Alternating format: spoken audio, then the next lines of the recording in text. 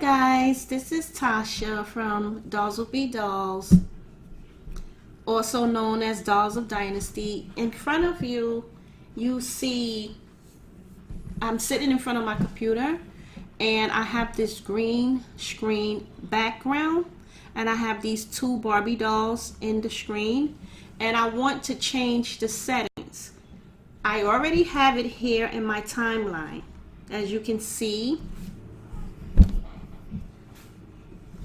And I just want to see what it's going to look like when I change out the backdrop, because the fact is sometimes I don't always use doll sets or doll houses. Sometimes you can change it up, and what I mean by that, I can show you a photo that I would like to use. This is the photo I would like to use. I'll open it up bigger.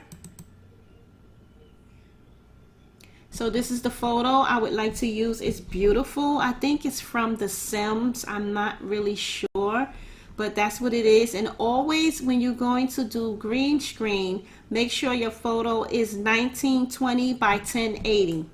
Make sure you do that, and make sure your photos that you get are crystal clear, just like this one is. Okay, I'm gonna show you how I want to green screen this. So here's the photo that I would like to change into the backdrop that I just showed you. So I'm going to go into my designer, click the arrow, and I'm going to go into PIP, which is picture in picture designer. And I'm going to go right here to the chroma key. I'm going to highlight it. Then I'm going to click on the eye marker, click it, and then click the green screen, and there you have them. They're in the backdrop. Now I'm looking at them. You can see their faces pretty good. You can see their clothing really good, and I'm surprised. This is a green dress that Jasmine is wearing. I'm sorry, I'm having a brain freeze. Jasmine is wearing, and I'm surprised it's showing the actual color her dress is, because usually green on green makes the clothing person look like they're floating, like they disappear. And you can see her really nice blue dress. I can tweak it over here on the side, which is tolerance of hue, tolerance of saturation, tolerance of luminous, and edge sharpness. I can play around with it. And see, I'm using tolerance of hue and I'm pulling it further back. It didn't do anything. Tolerance of saturation. Now you see what it did? When I pulled tolerance of saturation, it kind of grayed the photo out a little bit, although it's not gray. It's like a light tan or like golden, but it grayed it out. So I'm going to pull tolerance of saturation back in a little bit, and now we have the photo back crystal clear. Here's tolerance of luminous. I'm not sure what it'll do. I'll pull it back, and it grayed it out. So we don't want to gray it out. We want it to show the actual backdrop. You see, when I pull it all the way back, look how it looks. Okay, it looks gloomy and like dreamy, and then when you take it back, you pull it a little bit more and it takes it away, and it gives you your natural backdrop. I pulled it all the way to the side. Edge of sharpness, let's see. So, oh, and it's even more sharper. So I think this is a pretty decent green screen, although in Jasmine here you can see the green highlights.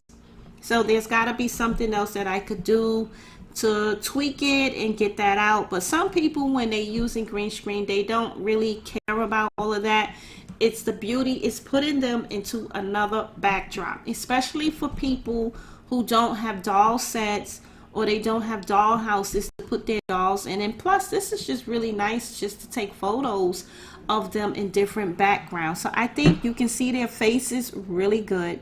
So this is good enough for me. I'm just not crazy about the highlights in her hair. I'm gonna try another board. I'm gonna try a whiteboard. So I'm gonna click OK, and I'm gonna save the photo, and this is what it looks like when I saved it. Okay, let's pick another picture. Let's see.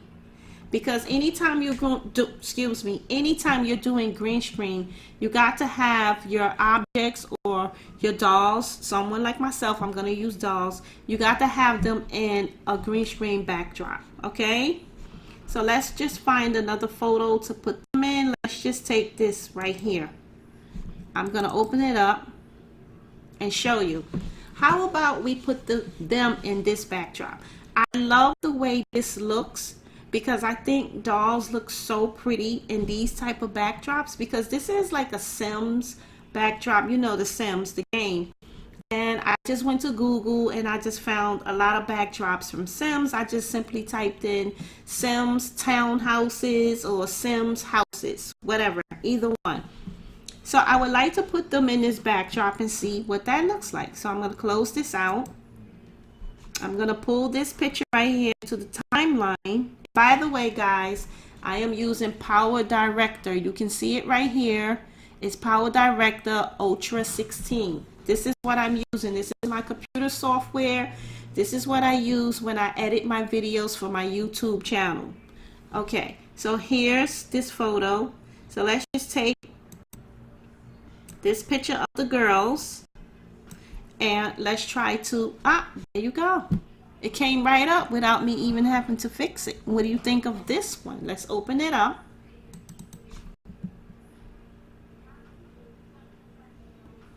Okay, it looks pretty nice. Now, when you have them in the backdrop, and if you feel like they look too big, you can still see the green.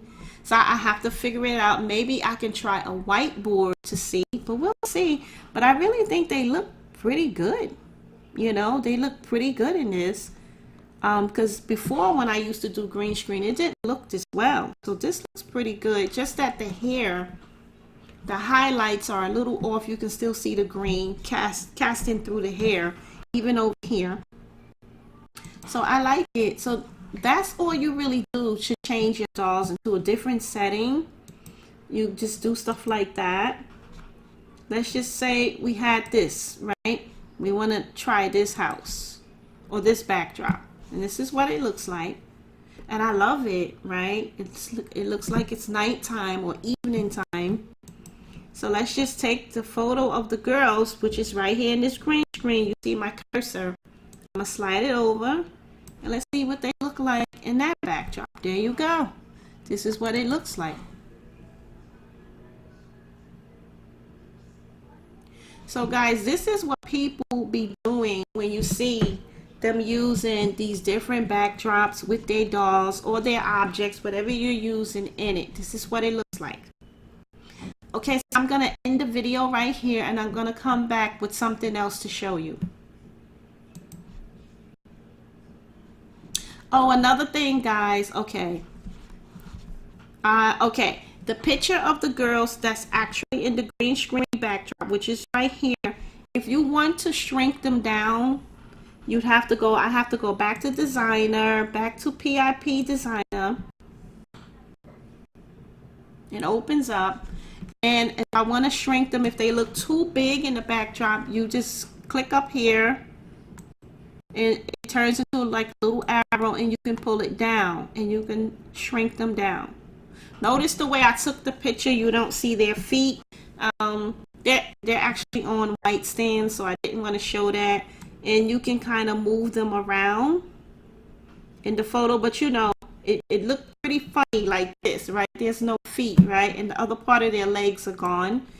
So you want to pull it down. And it's just showing you how small you can go with them. You can make them look even tinier.